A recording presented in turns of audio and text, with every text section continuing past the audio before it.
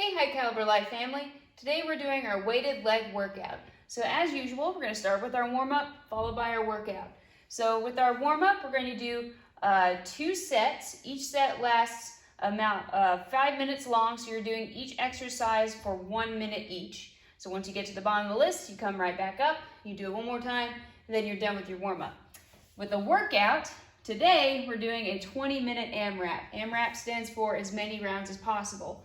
So all you gotta do is just go on your phone, click your timer, set it for 20 minutes, press go, and then you're gonna do each one of these exercises for about 5 reps each, as long as that timer lasts. So for example, we're gonna start with our burpee press. We're gonna do 5 reps of your burpee press, followed by 5 reps of fighter row on each side, followed by 5 reps of your 1 leg deadlift on each side, finally with your weighted sit-up, and then you just keep going through that list until the timer runs out.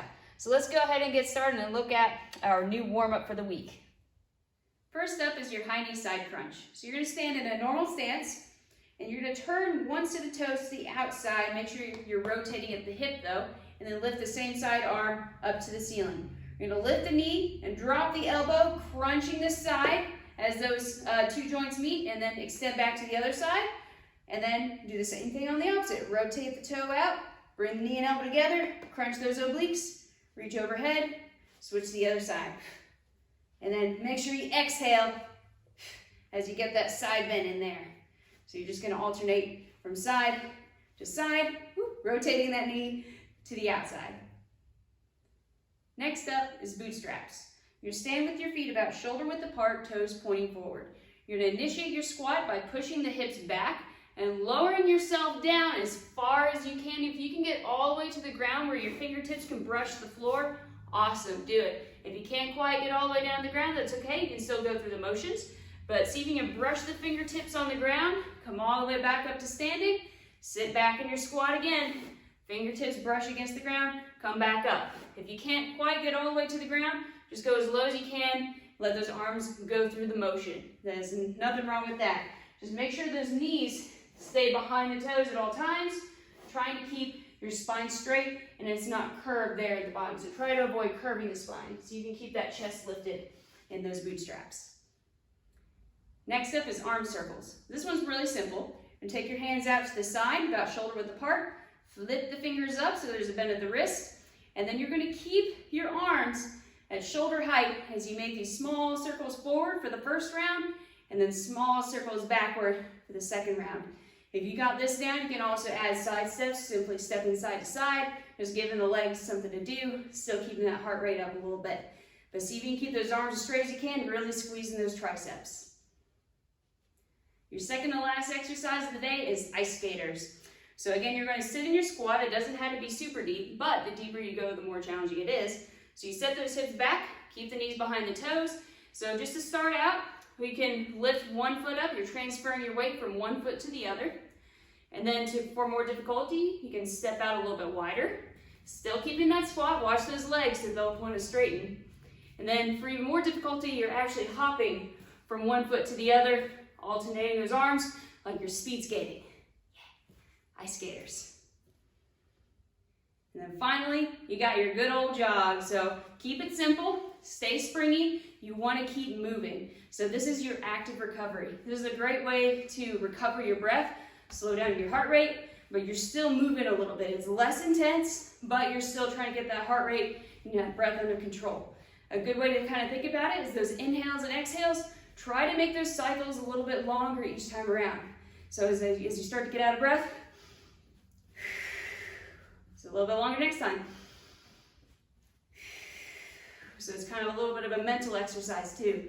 If jogging is too intense on your feet, on your ankles, sometimes plantar fasciitis is a thing, feel free to power walk as well. Just make sure you keep those knees bent and the power is coming from your hips. Now that you're all warmed up, let's take a look at your AMRAP workout with your burpee press, your fighter row, 1 leg deadlift, and then finally your weighted sit-up. Burpee press. We're going to take the classic burpee and then mix in an overhead shoulder press with it. So with our classic burpee, we have our squat.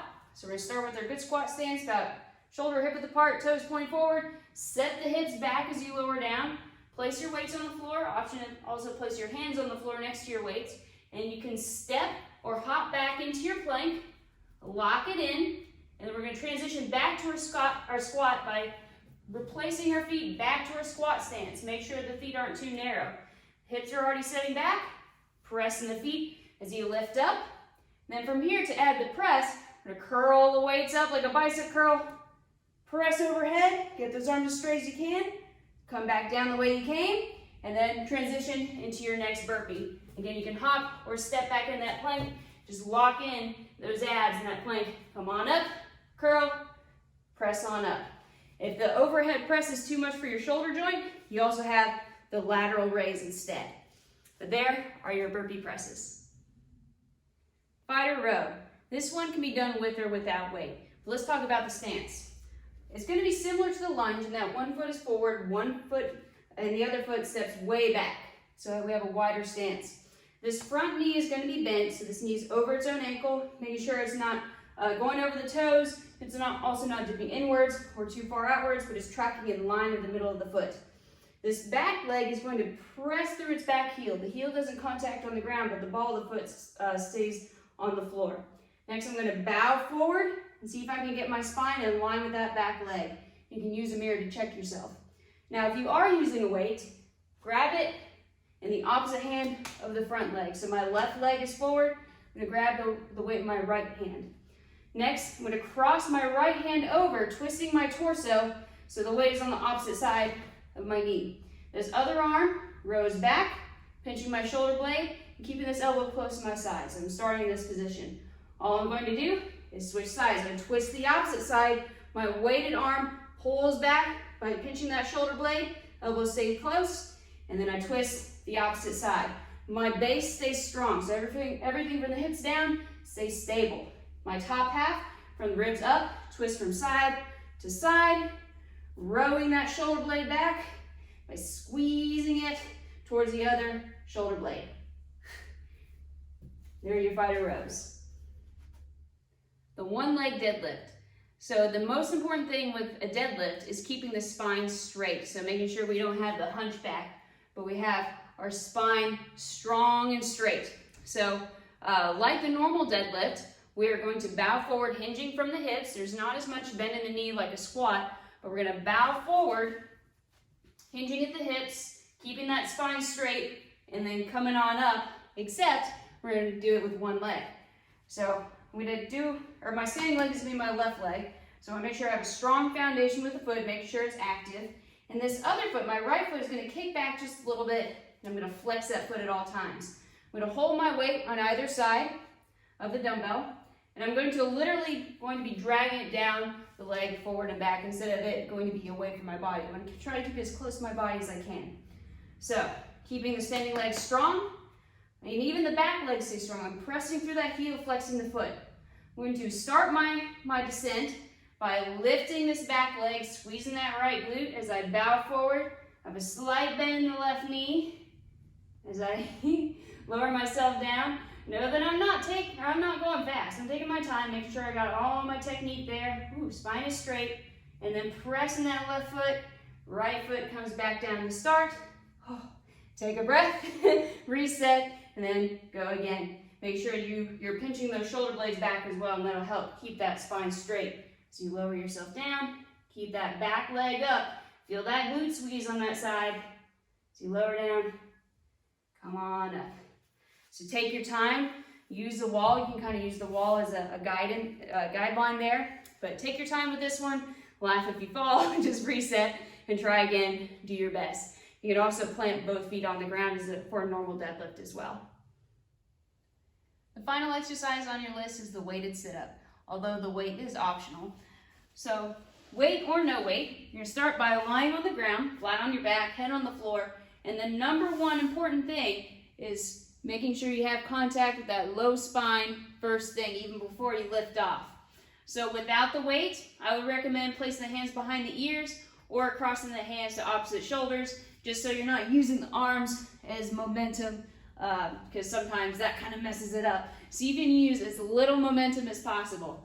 So I'm going to use the hands behind the ears method. I'm going to initiate my exercise by pressing the low back curve into the ground, and then curl my shoulders up.